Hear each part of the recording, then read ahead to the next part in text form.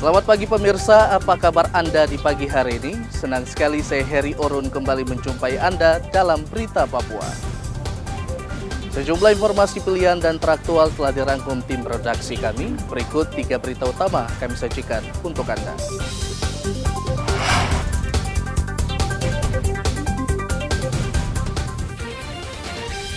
Diduga dipicu cemburu dan masalah keuangan, suami di Merauke tega membunuh dan membakar istrinya. Baru bebas dari lapas, sejumlah pemuda di Merauke kembali diringkus karena edarkan ganja. Banjir rendam ratusan hektar sawah di Merauke.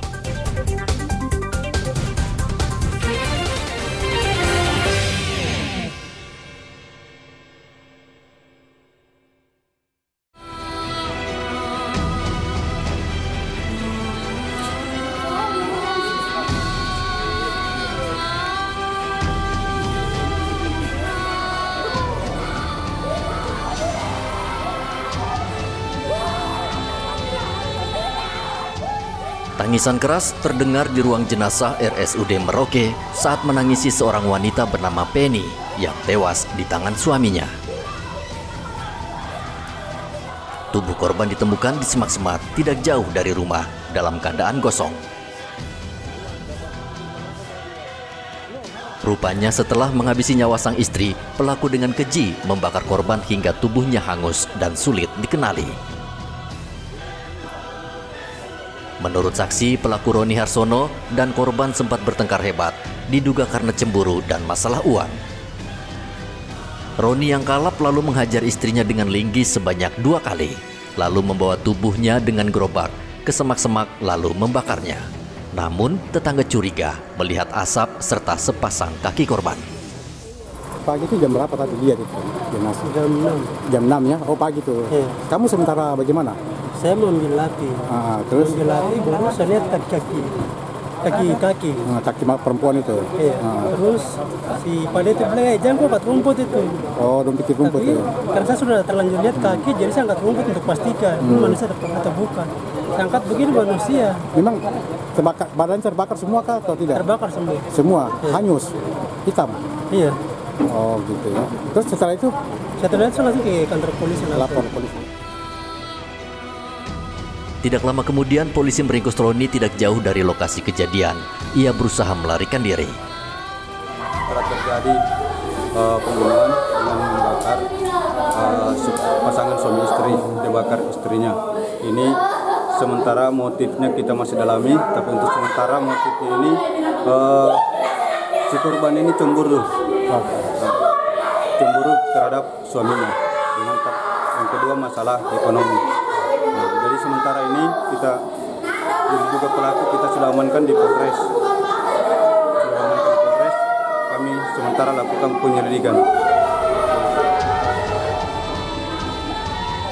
Penny dan Roni diketahui sebagai sepasang suami istri yang bekerja sebagai penyapu jalan di Merauke. Mereka tinggal di kawasan komplek Pasar Baru di Jalan Pembangunan.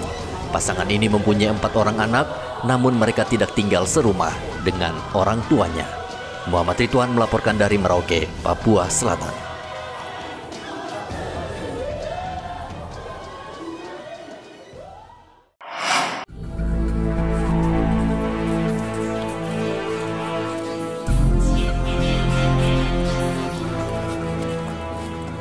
Seorang pemuda baru saja bebas dari lapas Merauke karena kasus ganja. Kini, pria berusia 22 tahun ini bersama 3 temannya bakal kembali mendekam dalam lapas. Pelaku bersama teman-temannya diringkus saat narkoba Polres Merauke di Bandara Mopah saat hendak menjual paketan ganja kepada pemesannya. Saat diringkus, polisi menemukan ratusan paket ganja sehingga keempat tersangka sulit menyangkal. Kasih Humas Polres Merauke AKP Ahmad Nurung mengatakan, kendati tersangka resmi bebas dari lapas, polisi terus memantau perilakunya. Interogasi yang bersangkutan, ternyata yang bersangkutan menyatakan bahwa barang tersebut didapatkan oleh dari saudara saudara JA, ya, saudara JA dan diduga yang bersangkutan memang adalah pengedar. Sanksi ya, sesuai dengan undang-undang tentang narkotika, yaitu melanggar primer pasal 114 ayat 1 dan subsidiar pasal 111 ya Undang-Undang RI nomor 35 tahun 2009 tentang narkotika. Ancaman hukuman paling rendah 5 tahun penjara dan paling tinggi 20 tahun. Selain sebagai pengedar, para pelaku juga kerap menghisap ganja. Mereka mengaku mendapat pasokan ganja dari Papua New Guinea. Satu paket ganja dijualnya seharga 50 hingga 100 ribu rupiah. Muhammad Ridwan melaporkan dari Merauke, Papua Selatan.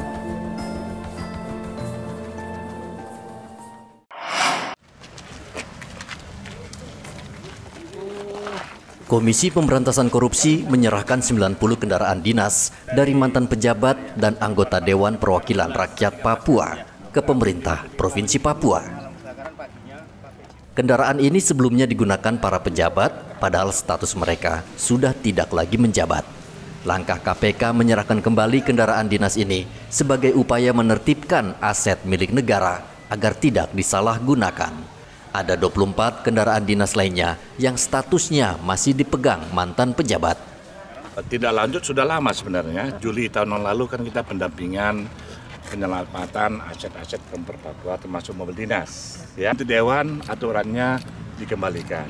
Siapapun dia. Jadi clear ya. Jelas bagi semua yang ada. Ini hari ini plus kunci-kuncinya ya. Plus surat-suratnya diserahkan tadi. Masuk yang 12 yang terbakar di 90 kurang 12 akan kemudian segera didistribusikan oleh provinsi Bapak ya. Dan mungkin masih ada yang lain 24 plus kami lagi minta juga data ke provinsi dan masih ada yang lain yang belum juga dari berbagai dinas di provinsi. Kenapa ini menjadi penting ya? Kami pendampingan sebenarnya ya karena tiap tahun saya ke sini rapat kemarin kan waduh APBD ini semakin berat. Biasa 15 triliun sekarang nggak sampai 3T, defisit 566 miliar. Jadi harus benar-benar asetnya jangan sampai disia-siakan, harus mengadakan aset lagi. Ya. Nanti mobil ini mau diapain? Tentunya nanti dipetakan sama provinsi ya, mana yang dialokasikan. Atau jika sudah cukup penuh, ya mungkin ada yang mau dilelang, itu urusan provinsi. Saya nggak ikut campur. Kendaraan dinas ini nantinya akan diberikan kepada pejabat ASN yang berhak mendapatkannya sesuai dengan jabatan. Dengan ditariknya 90 kendaraannya kan menurut kami, kita akan lihat yang memang masih berfungsi akan diteruskan ke yang memerlukan, kemudian kepada mekanisme yang ada. Jadi saya pikir ini sesuatu yang bagus. Nanti kami akan terus karena teman-teman dari Korsup KPK ini kan hari ini dalam rangka pencegahan. Seperti yang disampaikan Ketua Korsup tadi. Jadi saya menghimbau untuk teman-teman kita sebagai penyelenggara pemerintah di Provinsi Papua maupun kabupaten kota, kita proaktif memberikan data yang benar supaya aset-aset ini kita tertibkan. Jadi sebenarnya dengan sendirinya membantu masing-masing supaya ada pengamatan pembiayaan juga. KPK mengimbau kepada mantan pejabat Pemprov Papua dan anggota DPRD agar segera mengembalikan kendaraan dinas yang masih digunakan. KPK mengancam akan menjerat pejabat yang masih menggunakan kendaraan tersebut dengan pasal penggelapan. Hendra melaporkan dari Kota Jayapura, Papua.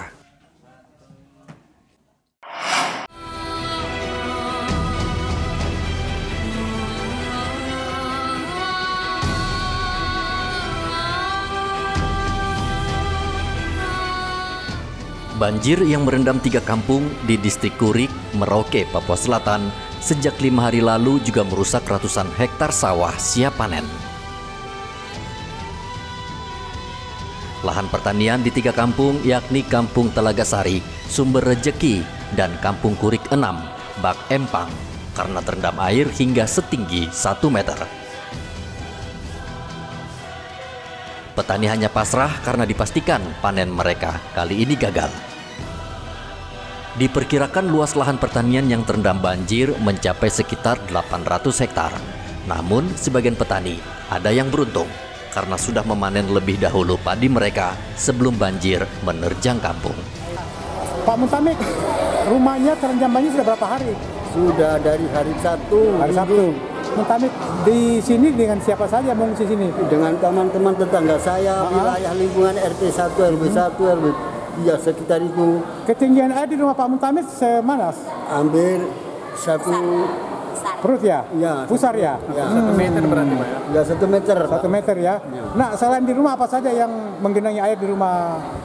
Ayamnya tidak terurus, nggak bisa terurus, terus katul, ada pupuk, ada gabah sedikit itu nggak bisa di kerendam air semua ya? Ya. Ayam, mentok, terus padi saya 2 hektar nggak bisa dipotong lagi. Kita nggak punya sapi. Enggak, sawahnya. Sawahnya ada berapa hektar? Terus kita tanami, malah waktu mau panen tenggelam semua. Sawah berapa banyak? 2 hektar. 2 hektar. Padinya alhamdulillah sudah panen. Oh, sudah panen baru banjir itu ya? Ya. Oke. Ketinggian air yang merendam ketiga kampung di distrik Kurik bervariasi. Di kawasan permukiman, ketinggian air bahkan mencapai 2 meter, sehingga warga terpaksa harus mengungsi ke tempat yang lebih aman. Muhammad Ridwan melaporkan dari Merauke, Papua Selatan.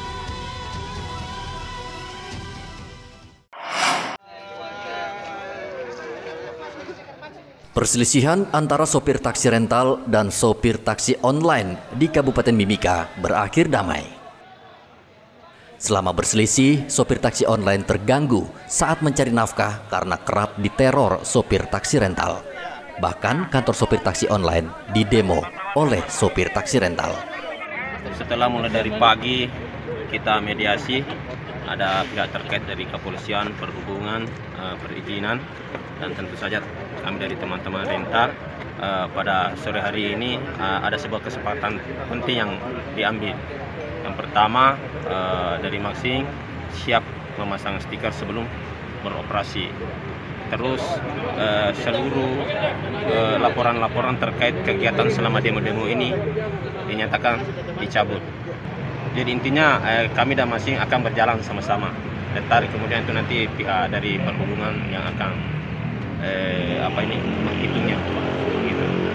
Saya itu tidak akan terjadi lagi karena kalau teman-teman Maxim disiplin tidak beroperasi sebelum ada stiker, ini tidak akan terjadi. Kalaupun akan ada teman Maxim yang beroperasi tidak pakai stiker, akan dibawa ke Polres dan akan dipasang stiker di tempat atau pihak Maxim mengambil sanksi. Sejumlah sopir taksi rental pekan lalu berunjuk rasa ke kantor taksi online. Mereka menuntut taksi online ditutup karena merugikan mereka. Igo Batmomolin melaporkan dari Mimika, Papua Tengah.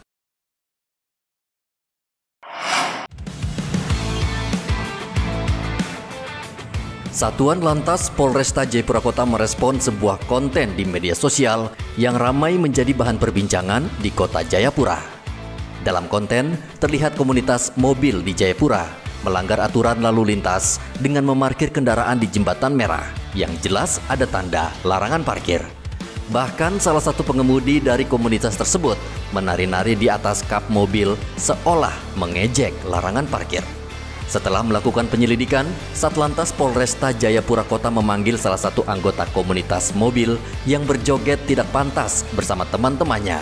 Mereka diminta untuk mengklarifikasi perbuatannya. Sebenarnya sudah dari beberapa hari yang lalu kita melakukan penyelidikan ya, karena ada aksi viral yaitu berupa video yang memarkirkan kendaraan serta membuat konten yang kurang pantas di media sosial ya.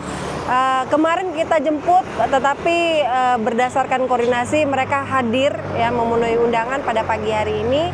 Kita memberikan edukasi kepada saudara-saudara kita melakukan pelanggaran yang viral ya. Sudah kita undang ke kantor, kita edukasi dan juga kita memberikan sanksi berupa tilang ya, dan juga sanksi sosial berupa permohonan maaf serta mengedukasi masyarakat agar tidak seperti mereka. Masyarakat semua pelanggaran sekecil apapun ya bisa kita ungkap ya. Jadi buat teman-teman yang masih mau coba-coba melakukan pelanggaran khususnya di lalu lintas, jangan dicoba-coba daripada nanti terciduk. Berikut terkait pelanggaran yang bisa ditangkap dengan bukti digital itu sudah kita berlakukan sehingga dapat kapanpun pelanggaran dilakukan dan video digitalnya masih ada, bisa kita tindak tegas melalui sanksi tilang. Dalam pertemuan, Satuan Lantas Polresta Jayapura Kota memberikan edukasi agar anggota komunitas mobil ini mematuhi aturan yang berlaku. Dan polisi berharap kasus ini menjadi pelajaran bagi siapa saja. Arthur melaporkan dari Kota Jayapura, Papua.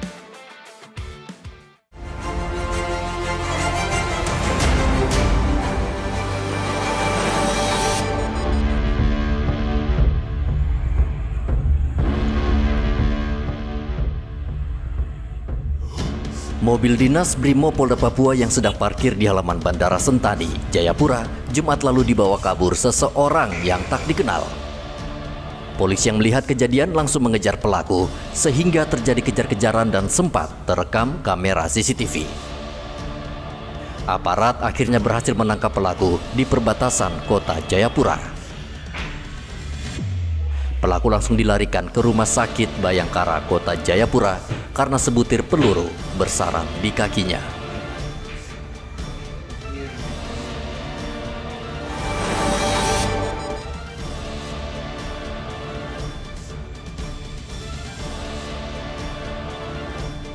Satgas Damai Karten Sabtu lalu menangkap terduga pelaku pembunuhan terhadap Dan Ramil Aradide Deyai Letu Oktavianus Sogalrey. Pelaku bernama Anan Nawipa. Selama ini ia tinggal di Kampung Widi Meida, Kabupaten Paniai. Selain itu, Satgas juga mengamankan sejumlah barang bukti, yakni sebuah telepon genggam milik korban, kunci letter L, buku tabungan, dan tas samping.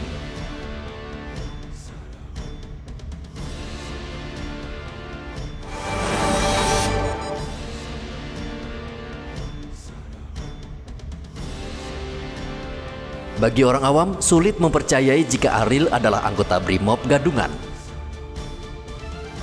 Pemuda berusia 22 tahun asal distrik Bupul, Merauke ini banyak mengecoh kaum Hawa dengan penampilannya. Pria ini akhirnya ditangkap karena sejumlah korban melapor kehilangan uang akibat ditipu tersangka. Untuk meyakinkan korban, Ariel mengaku anggota Brimob berpangkat Sersan 2. Selama 2 bulan, ia beraksi mengenakan seragam Polri yang dibeli secara online. Dan Yon Brimob meminta para korban yang merasa tertipu dengan ulah tersangka melapor ke polisi. Dan saat ini, Brimob Gadungan ini sedang menjalani pemeriksaan di kantor polisi.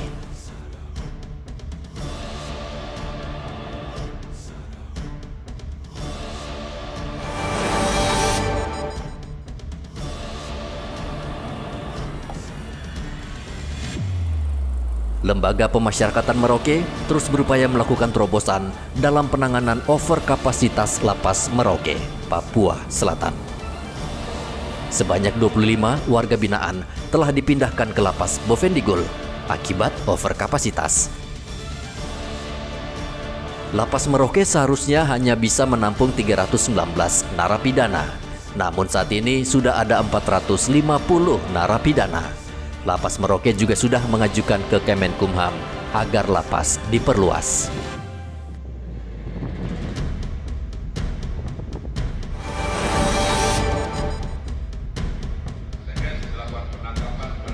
Direktorat Reserse Narkoba Polda Papua Barat menggerebek pabrik pembuatan minuman keras oplosan jenis cap tikus di Komplek Perumahan Wosi, Manokwari.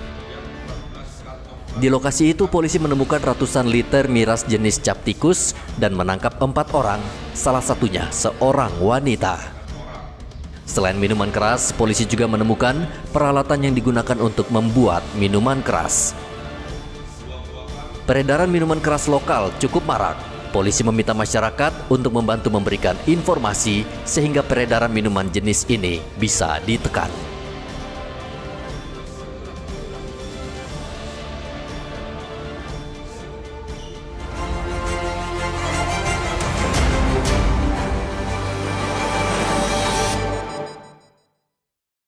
Pemirsa, informasi tadi mengakhiri jumpa kita dalam Berita Papua hari ini. Saya Heri Orun, mewakili seluruh kerabat kerja yang bertugas, mengucapkan terima kasih untuk kebersamaan Anda. Selamat pagi, selamat beraktivitas, dan Wanyambe.